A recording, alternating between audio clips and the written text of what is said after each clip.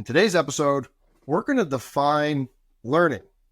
And that might sound like a silly topic to talk about because you're probably thinking, I know what learning is.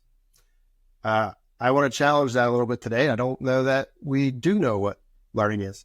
So before we get into the actual definition of the way we at Legacy Learning Consulting define learning, we'll talk about why it matters.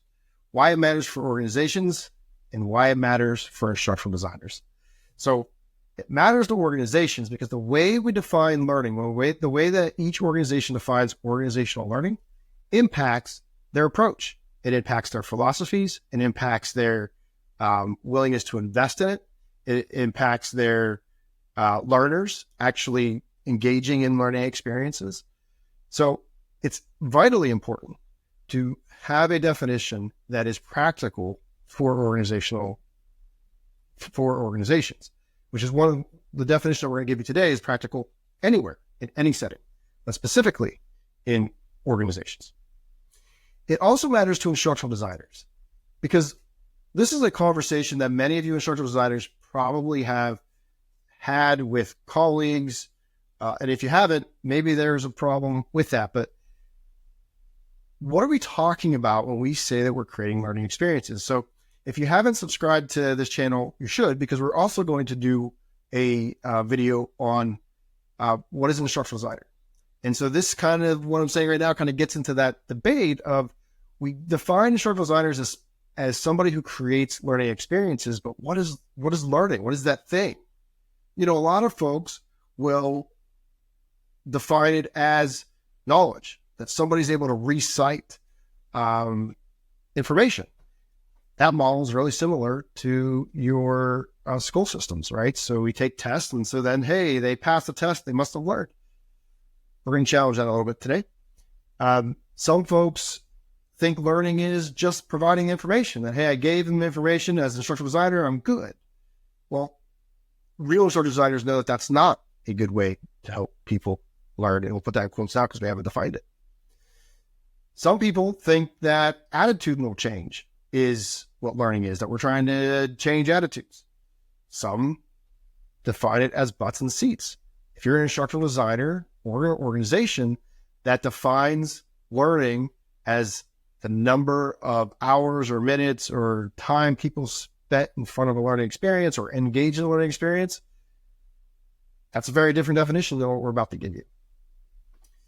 Some, and you might think Legacy Learning Consulting defines it this way, some define it as the achievement of outcomes.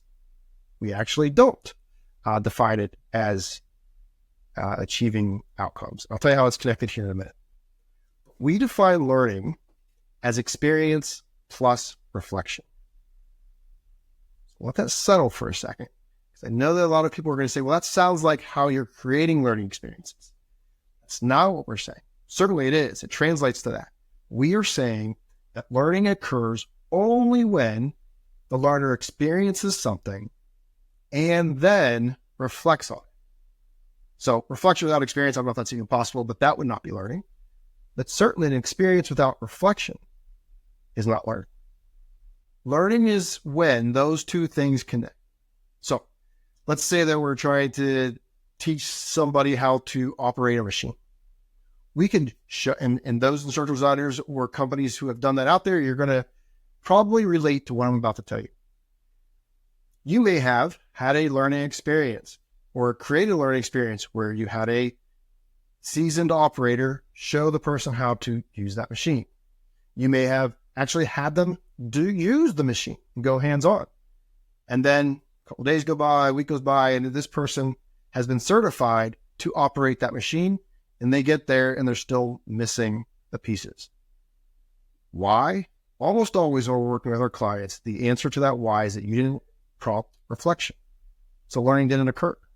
You just gave them an experience, which might have felt good, might have looked good, might have given HR might have given it all thumbs up.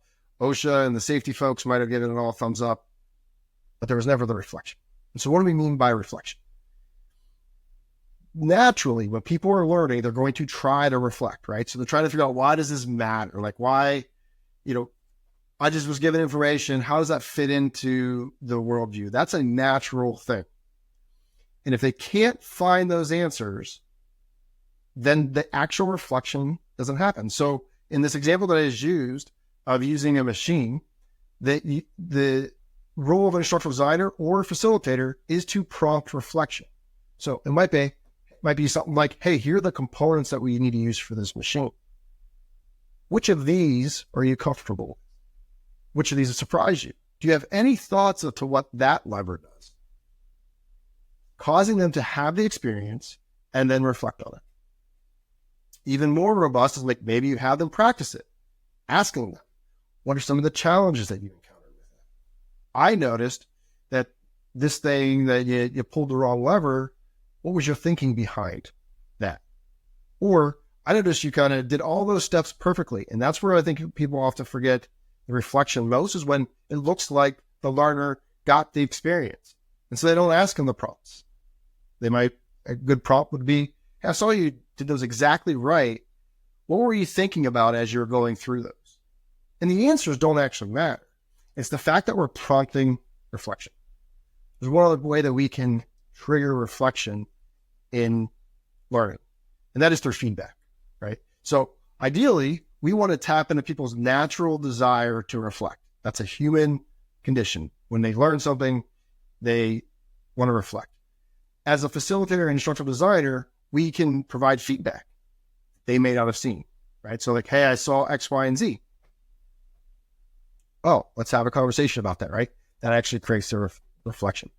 So one more point I'll make about this that is relevant to this defining learning as experience plus reflection. Ask you to think back when you were in school. And especially if you're in the United States and you had to take the let's say English, but let's do math, but you have a desire to be, I don't know, a social worker. And you're sitting there in class and you're like, why do I need this math? That's what you're going to reflect on. And that's what your learning experience is. So that when you hear an adult say, I don't know why we cover math in high school, or I've heard that from fellow parents, like, I don't know why my kids are taking math, or I've heard from my kids, like, I don't know why I'm taking math. And it's because their reflection in that process was not based on the experience that they were receiving. I mean, technically it was, right? But not the one that we were intending. Because for them, the experience was having to be subjected to getting the math right. And so that's what they were reflecting on. Why do I have to get the math right? And so what does this mean and why does it matter?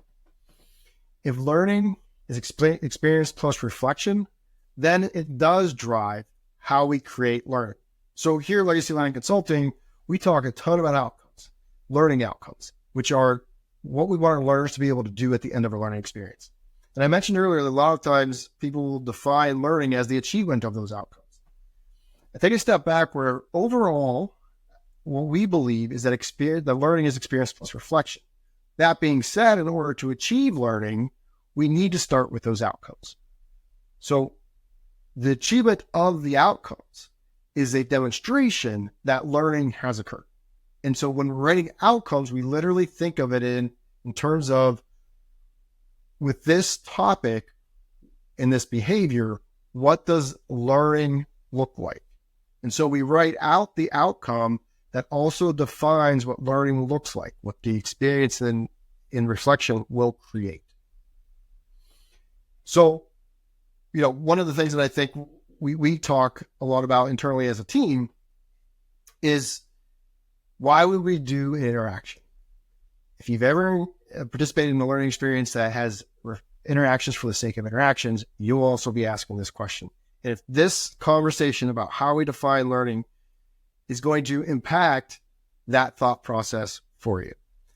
So with this idea of experience plus reflection, what we're trying to do when we're creating interactions, whether it's in live sessions or e-learning or virtual, whatever it is, we're trying to create an experience as closely aligned to what we want our learners to be able to do, right? We want them to practice it. We want them to do it.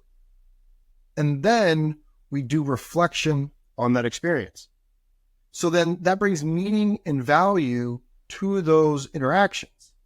And so when I work with our team and we ask the question, sometimes we'll say that feels like that's an interaction for the sake of interaction. Why did you do that? The answer needs to then be something about reflection. And if they can't find that, then we probably don't need that interaction. Or we need to think a little bit harder about the how we create that reflection. So I think there's a ton of value in this conversation. I think this idea of what learning is, and also the way we define learning, is one of the main differences between legacy learning consulting and all other competitors of ours who create learning, that whether that's in the school or in organizations. And I shouldn't say all, because some other folks embrace this. They may call it something different. But for us, the definition of learning is experience plus reflection. And so I challenge you to think about this. I challenge you to incorporate this thinking in the way you approach your instructional design, whether you're an organization or an instructional designer. With that, we'll see you in the next episode. And if you haven't, subscribe, make sure you do.